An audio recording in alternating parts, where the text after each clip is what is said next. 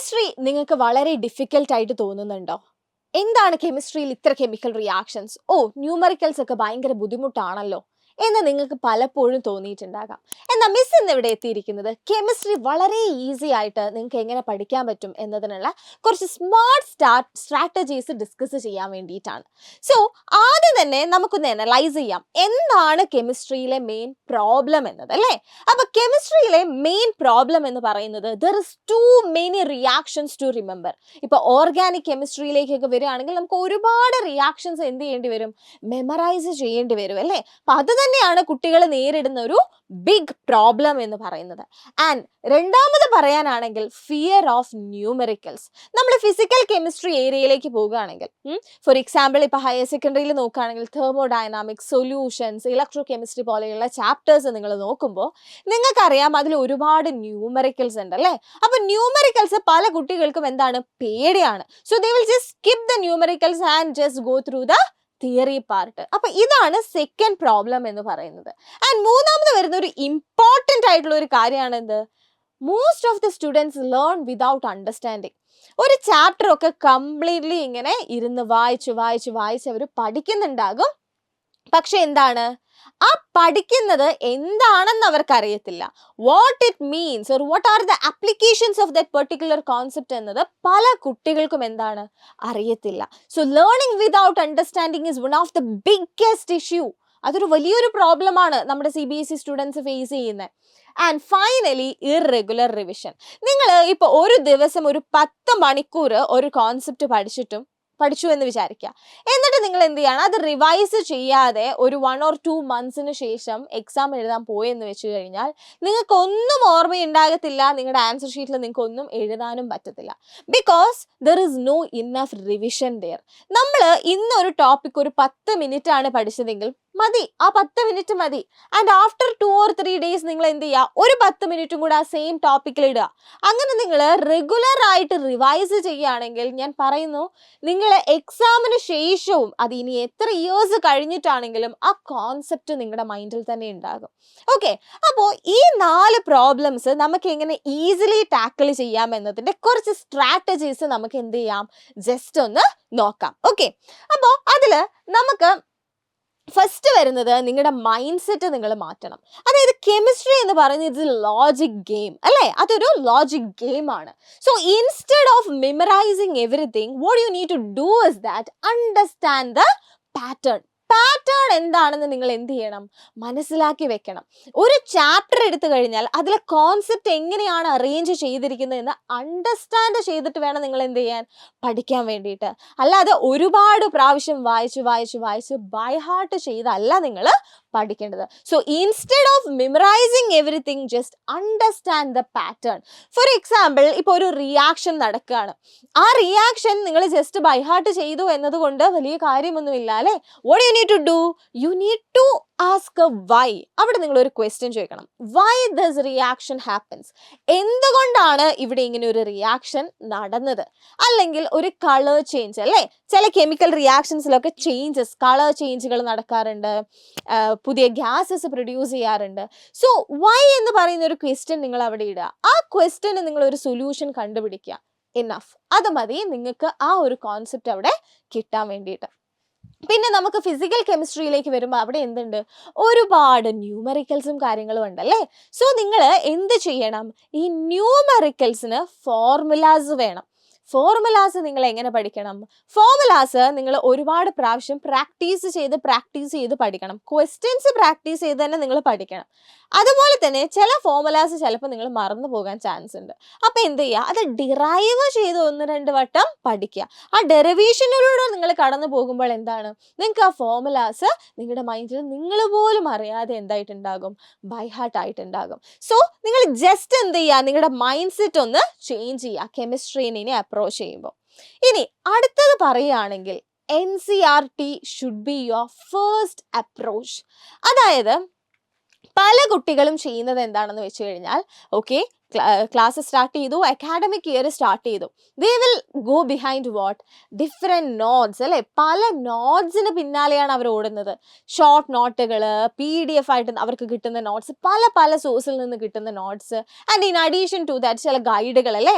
ഒരുപാട് പൈസ മുടക്കി കുട്ടികൾ എന്ത് ചെയ്യും, പല പല സോഴ്സസിൽ നിന്നുള്ള ഗൈഡ്സ് വാങ്ങിക്കും. ആൻഡ് അവർ ഈ NCERT അങ്ങ് മാറ്റി വെക്കും. എന്നാൽ നിങ്ങൾ ചിന്തിക്കേണ്ട കാര്യം, ഈ NCERT ആണ് നിങ്ങൾ പഠിക്കേണ്ടത്. NCERT കീവേഡ്സ് ആണ് നിങ്ങൾ അറിയേണ്ടത്. കാരണം ബോർഡ് എക്സാമിന് പേപ്പർ ക്വസ്റ്റ്യൻസ് വരുന്നത് എവിടെ നിന്നാണ്, NCERT ബേസ് ചെയ്തിട്ടാണ്. അതുപോലെ തന്നെ നിങ്ങൾ ആൻസർ എഴുതുമ്പോൾ നിങ്ങളുടെ ആ പ്രസൻറ്റേഷൻ വളരെ എഫക്റ്റീവ് ആകണമെങ്കിൽ, വളരെ എന്താ പറയുക, ഭയങ്കര ബ്യൂട്ടിഫുൾ ആയിട്ട് നിങ്ങൾക്ക് പ്രസൻറ്റ് ചെയ്യാൻ പറ്റണമെങ്കിൽ അതിൽ NCERT കീവേഡ്സ് ഉണ്ടായിരിക്കണം. ഓക്കെ, അപ്പോൾ എന്ത് ചെയ്യുക, നിങ്ങൾ ഫസ്റ്റ് ഒരു അക്കാഡമിക് ഇയർ സ്റ്റാർട്ട് ചെയ്യുമ്പോൾ തന്നെ NCERT വാങ്ങിച്ച് ഓരോ ചാപ്റ്റർ നിങ്ങൾ NCERT റെഫർ ചെയ്ത് പഠിക്കണം.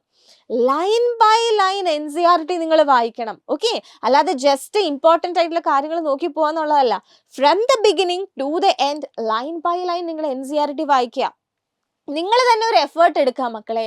എന്നിട്ട് ലൈൻ ബൈ ലൈൻ NCERT വായിച്ച് അതിലെ കീ വേർഡ്സ് ഹൈലൈറ്റ് ചെയ്ത്, പറ്റുകയാണെങ്കിൽ സ്റ്റിക്കി നോട്ടിൽ ഇമ്പോർട്ടൻ്റ് ആയിട്ടുള്ള പോയിന്റ്സ്, ഫോർമുലാസ് ഒക്കെ എഴുതി ആ പേജിൽ തന്നെ ഒന്ന് സ്റ്റിക്ക് ചെയ്ത് വെച്ച്, അങ്ങനെ നിങ്ങൾ NCERT മാക്സിമം യൂസ് ചെയ്യുക. NCERT എക്സാമ്പിൾസും അതുപോലെ തന്നെ ബാക്ക് എക്സസൈസ് പ്രോബ്ലംസും ഇത് നിങ്ങൾ ഒരു കാരണവശാലും എന്ത് ചെയ്യരുത്, സ്കിപ്പ് ചെയ്യരുത്. എക്സാമിന് മുന്നേ നിങ്ങൾ ഒരു 2 വട്ടമെങ്കിലും ഈ എക്സാമ്പിൾസും എക്സസൈസും പഠിച്ചു എന്നുള്ള കാര്യം എന്ത് ചെയ്തിരിക്കണം, ഉറപ്പ് വരുത്തിയിരിക്കണം. സോ NCERT നിങ്ങൾ നന്നായി തന്നെ യൂസ് ചെയ്യുക. NCERT ക്വസ്റ്റ്യൻസ് നിങ്ങൾ നന്നായിട്ട് ചെയ്യുക. ഹൈലൈറ്റ് ചെയ്ത NCERT കീവേഡ്സ് നിങ്ങളുടെ മൈൻഡിൽ ഉണ്ടായിരിക്കണം. അങ്ങനെയാണെങ്കിൽ for sure you can score 95% above for chemistry. അത് മിസ്സിൻ്റെ ഗ്യാരണ്ടിയാണ്. അപ്പോൾ എന്ത് ചെയ്യുക, ഒരുപാട് പൈസ മുടക്കി വേറെ വേറെ ഗൈഡുകളും നോട്ട്സും കാര്യങ്ങളൊക്കെ ഉണ്ടാക്കുന്നതിന് പകരം ഈ NCERT യൂസ് ചെയ്ത് നിങ്ങൾ തന്നെ നോട്ട്സ് പ്രിപ്പയർ ചെയ്യുക മക്കളെ. നിങ്ങൾ തന്നെ നോട്ട്സ് പ്രിപ്പയർ ചെയ്യുമ്പോൾ അത് നിങ്ങൾക്ക് ഒന്നും കൂടി ഈസിലി ക്യാച്ച് ചെയ്യാൻ വേണ്ടി പറ്റും. വളരെ എളുപ്പത്തിൽ നിങ്ങൾക്ക് അത് റിവൈസ് ചെയ്യാൻ വേണ്ടിയിട്ട് പറ്റും. അപ്പോൾ NCERT should be your first approach. അടുത്തത് ബിൽഡ് കോൺസെപ്റ്റ് മാപ്പ്. അതായത് നിങ്ങൾ ഒരു വട്ടം ഒരു ചാപ്റ്റർ നന്നായി പഠിച്ചു കഴിഞ്ഞു കഴിഞ്ഞാൽ ആ ചാപ്റ്ററിൻ്റെ ഒരു കോൺസെപ്റ്റ് മാപ്പ് നിങ്ങളുടെ കയ്യിലുണ്ടായിരിക്കണം. ആൻഡ് ഇത് വേറെ ആരും ഉണ്ടാക്കി വെച്ച കോൺസെപ്റ്റ് മാപ്പ് അല്ല നിങ്ങൾ എടുക്കേണ്ടത്. നിങ്ങൾ തന്നെ എന്ത് ചെയ്യണം, വളരെ ബ്യൂട്ടിഫുള്ളി ഇങ്ങനെ ഒരു കോൺസെപ്റ്റ് മാപ്പ് നിങ്ങൾ ക്രിയേറ്റ് ചെയ്യണം. അതായത് ഈ ഒരു പേജ് നോക്കിയാൽ തന്നെ ആ ചാപ്റ്റർ കംപ്ലീറ്റ്ലി നിങ്ങൾക്ക് എന്ത് ചെയ്യാൻ പറ്റണം, റിക്കളക്ട് ചെയ്യാൻ വേണ്ടിയിട്ട് പറ്റണം. ആ രീതിയിൽ വേണം നിങ്ങൾ എന്ത് ചെയ്യാൻ വേണ്ടിയിട്ട്, ഒരു കോൺസെപ്റ്റ് മാപ്പ് പ്രിപ്പയർ ചെയ്യാൻ വേണ്ടിയിട്ട്. അതിൽ നിങ്ങൾ ഇമ്പോർട്ടൻ്റ് ആയിട്ടുള്ള പ്രോപ്പർട്ടീസ്, ക്യാരക്ടറിസ്റ്റിക്സ്, ടൈപ്സ്, അതുപോലെ തന്നെ ഇമ്പോർട്ടൻസ്, പിന്നെ എന്താ, ഹൗ ഡസ് ഇറ്റ് വർക്ക്, പിന്നെ മെക്കാനിസം ഉണ്ടെങ്കിൽ അത്, വേറെ ആപ്ലിക്കേഷൻസ്, എക്സാമ്പിൾസ്, ഇതെല്ലാം ഇങ്ങനെ നിങ്ങളുടേതായ രീതിയിൽ നല്ല ക്രിയേറ്റീവ് ആയിട്ടൊരു കോൺസെപ്റ്റ് മാപ്പ് എന്ത് ചെയ്യുക, പ്രിപ്പയർ ചെയ്യുക. നിങ്ങൾ കുറച്ച് കളർഫുള്ളായിട്ട് ചെയ്തോളാം അത്. ഓക്കെ, നല്ല ഡിഫറെൻറ്റ് കളേഴ്സിൽ ഹൈലൈറ്റ് ചെയ്തൊക്കെ ഒരു പേജിൽ കാര്യങ്ങളെല്ലാം വരുന്ന രീതിയിൽ ഒരു കോൺസെപ്റ്റ് മാപ്പ് നിങ്ങൾ പ്രിപ്പയർ ചെയ്യണം. സോ ഇനി നിങ്ങൾ എന്ത് ചെയ്യരുത്, ചെന്ന് ഗൂഗിളിലും മറ്റ് സൈറ്റുകളിലും മൈൻഡ് മാപ്പ്, കോൺസെപ്റ്റ് മാപ്സ് ഒന്നും സെർച്ച് ചെയ്ത് കണ്ടുപിടിക്കാതെ നിങ്ങളുടേതായ രീതിയിൽ എന്ത് ചെയ്യുക, ഒരു കോൺസെപ്റ്റ് മാപ്പ് അങ്ങ് ക്രിയേറ്റ് ചെയ്ത് വെക്കുക. It will help you a lot in the just before the exam. നിങ്ങൾക്ക് എന്ത് ചെയ്യാൻ വേണ്ടി പറ്റും, അത് ജസ്റ്റ് ഒന്ന് നോക്കുമ്പോൾ തന്നെ ആ ചാപ്റ്റർ ഫുള്ള് നിങ്ങളുടെ മൈൻഡിൽ വരും. അത് വളരെ ഹെൽപ്ഫുൾ ആയിട്ടുള്ളൊരു കാര്യമാണല്ലേ. യെസ്, ഇനി അടുത്തൊരു കാര്യമാണ് സ്മാർട്ട് നോട്ട് മേക്കിംഗ് എന്ന് പറയുന്നത്. ഓക്കെ, അപ്പോൾ നോട്ട് മേക്കിംഗ് എന്ന് പറയുന്നത് ജസ്റ്റ് ബിഫോർ ദ എക്സാം നിങ്ങൾ സ്റ്റാർട്ട് ചെയ്യേണ്ട ഒരു കാര്യമല്ല. It should be started what very early. Okay, വളരെ നേരത്തെ, അതായത് എന്താ പറയുക, നമ്മളൊരു അക്കാഡമിക് ഇയർ സ്റ്റാർട്ട് ചെയ്യുമ്പോൾ തന്നെ നിങ്ങൾ എന്ത് ചെയ്യണം, നോട്ട് മേക്കിംഗ് സ്റ്റാർട്ട് ചെയ്തിട്ടുണ്ടായിരിക്കണം. അപ്പം ഇവിടെ മിസ് പറയാണ്, വേറെ ആരും ഉണ്ടാക്കിയ നോട്ടല്ല, നിങ്ങളുടെ നോട്ട്ബുക്കിൽ നിങ്ങളുടേതായ രീതിയിൽ NCERT നോക്കി നിങ്ങളൊരു നോട്ട് പ്രിപ്പയർ ചെയ്യുക. അതായത് അതിന് ഒത്തിരി ടൈമൊന്നും എടുക്കില്ല അല്ലേ. ഒരു ദിവസം നിങ്ങളുടെ സ്കൂളിൽ ഒരു ടീച്ചർ 1-2 കോൺസെപ്റ്റ്സ് മാത്രമേ എടുക്കുന്നുണ്ടാകുള്ളൂ. ആ കോൺസെപ്റ്റിൻ്റെ നോട്ട് അന്ന് തന്നെ വന്ന് NCERT വായിച്ച് പ്രിപ്പയർ ചെയ്ത് വെച്ച് കഴിഞ്ഞാൽ in the end of the academic year ഞാൻ പറയുന്നു, നിങ്ങളുടെ അടുത്ത് തന്നെയായിരിക്കും എന്ത്, ആ 95% ഓർ മോർ ദാൻ 95% എന്ന് പറയുന്ന ഒരു mark. It will be very close to you. അപ്പോൾ നോട്ട് പ്രിപ്പയർ ചെയ്യുമ്പോൾ പല കുട്ടികളും ചെയ്യുന്ന ഒരു മിസ്റ്റേക്കാണിത്. എന്ത് ചെയ്യും, NCERT ആണെങ്കിലും അല്ലെങ്കിൽ മറ്റ് പല എവിടെ നോക്കിയാണോ നോട്ട് എഴുതുന്നത് അത് അതുപോലെ അങ്ങ് പകർത്തി വെക്കും. അങ്ങനെ എഴുതിയതുകൊണ്ട് വല്ല കാര്യമുണ്ടോ? ഒരു കാര്യമില്ല അല്ലേ? നമ്മൾ ഒരുപാട് എഴുതിയിട്ട് കാര്യമില്ല. ഒരു സ്ട്രക്ചർ ഇല്ലാതെ ഇങ്ങനെ എഴുതിയിട്ട് കാര്യമില്ല. ബിക്കോസ് ഇങ്ങനെ ഒരുപാട് you are writing too much without any structure what happens, നിങ്ങൾക്ക് ഒരു ഇമ്പോർട്ടൻറ്റ് പോയിന്റ് ഇതിൽ നിന്ന് കണ്ടുപിടിക്കുക എന്ന് പറയുന്നത് വളരെ ഡിഫിക്കൽട്ട് ആയിട്ടുള്ള ഒരു കാര്യമായിരിക്കും അല്ലേ? അപ്പം അങ്ങനെയാണെങ്കിൽ നോട്ട് എഴുതേണ്ട ആവശ്യമില്ലല്ലോ, NCERT തന്നെ മതിയല്ലോ. എന്തിനാണ് നമ്മൾ നോട്ട് എഴുതുന്നത്? നമുക്ക് എളുപ്പത്തിൽ അത് പിന്നീട് റിവൈസ് ചെയ്യാൻ വേണ്ടിയിട്ടൊക്കെയാണ് നമ്മൾ നോട്ട്സ് എഴുതുന്നത്. അപ്പം നിങ്ങൾ എന്ത് ചെയ്യുക, വളരെ സ്ട്രക്ചേർഡ് ആയിട്ട് ഇങ്ങനെ നിങ്ങൾ നോട്ട്സ് എഴുതണം. നിങ്ങൾ നോട്ട്സ് എഴുതുമ്പോൾ ആ നോട്ടിൽ ഒരു ഫോർമുല ഷീറ്റ് ഉണ്ടായിരിക്കണം. ഒരു ചാപ്റ്റർ നിങ്ങൾ എഴുതുകയാണെങ്കിൽ ആ ചാപ്റ്ററിൽ ഫോർമുലാസ് ഉണ്ടെങ്കിൽ, especially for physical chemistry and all we have number of formulas അല്ലേ? ആ ഫോർമുലാസ് എല്ലാം കൂടെ നിങ്ങൾ ഇങ്ങനെ ബ്യൂട്ടിഫുള്ളി എന്ത് ചെയ്യുക, എഴുതി വെക്കുക. പിന്നെ റിയാക്ഷൻ ചാർട്ട് നിങ്ങൾ പ്രിപ്പയർ ചെയ്യുക. അതുപോലെ തന്നെ ഇഫ് ഇൻഓർഗാനിക് കെമിസ്ട്രി ഒക്കെ ആണെങ്കിൽ ഒരുപാട് എക്സെപ്ഷൻസ് നിങ്ങൾ പഠിക്കുന്നുണ്ടാകും. ആ എക്സെപ്ഷണൽ ലിസ്റ്റ് നിങ്ങൾ എഴുതുക. ഇതൊക്കെ ഓരോ ചാപ്റ്ററിനും നിങ്ങൾ എഴുതി വെക്കണം. അതുപോലെ തന്നെ ഒരു 1 പേജ് റിവിഷൻ നോട്ടും കൂടെ നിങ്ങൾ പ്രിപ്പയർ ചെയ്ത് വെക്കുക. ഇങ്ങനെ വളരെ സ്ട്രക്ചേർഡ് ആയിട്ട് ബ്യൂട്ടിഫുള്ളി നിങ്ങൾ എന്ത് ചെയ്യണം, നോട്ട്സ് എഴുതണം. സോ ഇനി എന്ത് ചെയ്യരുത്, ഇതുപോലെ നിങ്ങൾ നോട്ട്സ് എഴുതരുത്. You should be what very creative in writing notes. Okay, അപ്പൊ ഇങ്ങനെ നിങ്ങൾ എന്ത് ചെയ്യുക, നോട്ട്സ് എഴുതാന്നുള്ളതാണ്. സോ സ്മാർട്ട് നോട്ട് എന്ന് പറയുന്നത് എന്താണ്? Less writing more learning. വളരെ കുറച്ച് മാത്രം നിങ്ങൾ എഴുതിയാൽ മതി. അതിൽ നിന്ന് പക്ഷെ കുറേ കാര്യങ്ങൾ നിങ്ങൾക്ക് എന്ത് ചെയ്യാൻ പറ്റണം, പഠിക്കാൻ വേണ്ടിയിട്ട് പറ്റണം. സോ ഇത് വളരെ ഇമ്പോർട്ടൻ്റ് ആയിട്ടുള്ള ഒരു സ്ട്രാറ്റജിയാണ്. നെക്സ്റ്റ്, അടുത്തത് 3R revision method. Okay, 3R എന്ന് പറയുന്ന ഒരു ഗോൾഡൻ റൂൾ ആയിട്ട് തന്നെ നമുക്ക് കൺസിഡർ ചെയ്യാം. അതായത് റീഡ്, റീകോൾ, റിവൈസ്. നിങ്ങൾ പഠിക്കുമ്പോൾ ഈ 3R നിങ്ങളുടെ മൈൻഡിൽ ഉണ്ടായിരിക്കണം. ഫസ്റ്റത്തെ R എന്ന് പറയുന്നത് റീഡാണ് അല്ലേ? നമ്മൾ വായിച്ചാൽ മാത്രമേ നമുക്ക് എന്ത് കിട്ടുള്ളൂ, കോൺസെപ്റ്റ്സ് അണ്ടർസ്റ്റാൻഡ് ചെയ്യാൻ പറ്റുള്ളൂ. സോ മിസ് എപ്പോഴും പറയുക, നിങ്ങൾ NCERTയിൽ ഒരു പേജാണ് വായിക്കുന്നതെങ്കിൽ അത് 1 or 2 hours എടുത്തല്ല നിങ്ങൾ വായിക്കേണ്ടത്. 5 or 6 minutes ആ പേജ് നിങ്ങൾ വായിച്ച് തീർത്തിരിക്കണം. ആ പേജിലെ കോണ്ടന്റ് എന്താണെന്ന് നിങ്ങൾ മനസ്സിലാക്കിയിരിക്കണം. അങ്ങനെ ടൈം ലിമിറ്റ് വെച്ച് നിങ്ങൾ ഓരോ പേജും വായിക്കുക, മനസ്സിലാക്കുക. And after that what you need to do, you need to recall the things. കണ്ണടച്ചിരുന്ന് നിങ്ങൾ വായിച്ച കാര്യങ്ങൾ എന്ത് ചെയ്യുക, നിങ്ങളുടെ മൈൻഡിൽ റിക്കളക്ട് ചെയ്യുക. ഓക്കെ, ഏതെല്ലാം പോയിന്റ്സ് നിങ്ങളുടെ മൈൻഡിലേക്ക് ഓർമ്മ വരുന്നുണ്ടെന്ന് നിങ്ങൾക്കൊന്ന് നോക്കാം അല്ലേ? ജസ്റ്റ് ഒന്ന് അനലൈസ് ചെയ്യാൻ വേണ്ടി. And the final R is revise and strengthen. അപ്പം നിങ്ങൾ വായിച്ചു, നിങ്ങൾ റീകളക്ട് ചെയ്തു, ആൻഡ് ഫൈനലി ഇത് റിവൈസ് ചെയ്യുക. അന്ന് തന്നെ അല്ല റിവൈസ് ചെയ്യേണ്ടത്, ദ നെക്സ്റ്റ് ഡേ ഓർ അത് കഴിഞ്ഞിട്ട് എന്താ, ഒരു 2-3 ദിവസം കഴിഞ്ഞ് നിങ്ങൾ ഒന്നും കൂടെ റിവൈസ് ചെയ്യാം. എപ്പോഴും spaced repetition is long term retention എന്നുള്ളൊരു കാര്യം നിങ്ങൾ എന്ത് ചെയ്തിരിക്കണം, ഓർത്തിരിക്കണം. ഓക്കെ, സ്പേസ്ഡ് ആയിട്ട്. അതായത് ഇപ്പം ഡേ 1 നിങ്ങളൊരു കോൺസെപ്റ്റ് വായിച്ചു, മനസ്സിലാക്കി, പഠിച്ചു. ഡേ 2 നിങ്ങൾ എന്ത് ചെയ്യുക, ബുക്ക് ഇല്ലാതെ ആ കാര്യങ്ങൾ റീകോൾ ചെയ്യാൻ വേണ്ടി നോക്കുക. അപ്പം അങ്ങനെ റീകോൾ ചെയ്യുമ്പോൾ ചിലപ്പോൾ പല പോയിന്റ്സ് നിങ്ങൾക്ക് ഓർമ്മ വരില്ല. ആ ടൈമിൽ എന്ത് ചെയ്യുക, ബുക്ക് നോക്കി അത് ഏതൊക്കെ പോയിന്റ്സ് ആണെന്ന് ജസ്റ്റ് ഒന്ന് നോക്കി വെക്കുക. And in the 6th or 7th day വേണം നിങ്ങൾ എന്ത് ചെയ്യാൻ, ക്വിക്ക് റിവിഷൻ നടത്താൻ വേണ്ടിയിട്ട്. ഇങ്ങനെ നിങ്ങൾ പഠിക്കുകയാണെങ്കിൽ നിങ്ങൾ പഠിക്കുന്ന കാര്യങ്ങൾ കുറച്ചും കൂടെ നന്നായിട്ട് നിങ്ങൾക്ക് ഓർമ്മയിൽ ഉണ്ടാകും. അപ്പോൾ റീഡ്, റീകോൾ ആൻഡ് റിവൈസ് എന്ന് പറയുന്ന ഈ ഒരു 3 steps നിങ്ങളുടെ മൈൻഡിൽ ഉണ്ടായിരിക്കണം. ഓക്കെ, ആൻഡ് അടുത്ത പോയിന്റ് എന്ന് പറയുന്നത്, നമ്മൾ കെമിസ്ട്രീനെ ഒരൊറ്റ സബ്ജക്റ്റ് ആയിട്ട് കാണരുത്. കെമിസ്ട്രിയിൽ എന്തുണ്ട്, 3 ബ്രാഞ്ചസ് ഉണ്ടല്ലേ? നമുക്കൊരു ഫിസിക്കൽ കെമിസ്ട്രി ഉണ്ട്, ഓർഗാനിക് കെമിസ്ട്രി ഉണ്ട്, ഇനോർഗാനിക് കെമിസ്ട്രി ഉണ്ട്. നിങ്ങളൊരു ഫിസിക്കൽ കെമിസ്ട്രീനെ അപ്രോച്ച് ചെയ്യുമ്പോൾ നിങ്ങൾ മനസ്സിലാക്കേണ്ട ഒരു കാര്യമാണ്, അതിൽ ഒരുപാട് ന്യൂമറിക്കൽസ് പഠിക്കാനുണ്ട് അല്ലേ? നമുക്ക് ഫോർമുലാസ് ഉണ്ട്, അത് വെച്ച് ന്യൂമറിക്കൽസ് ഒരുപാടുണ്ട്.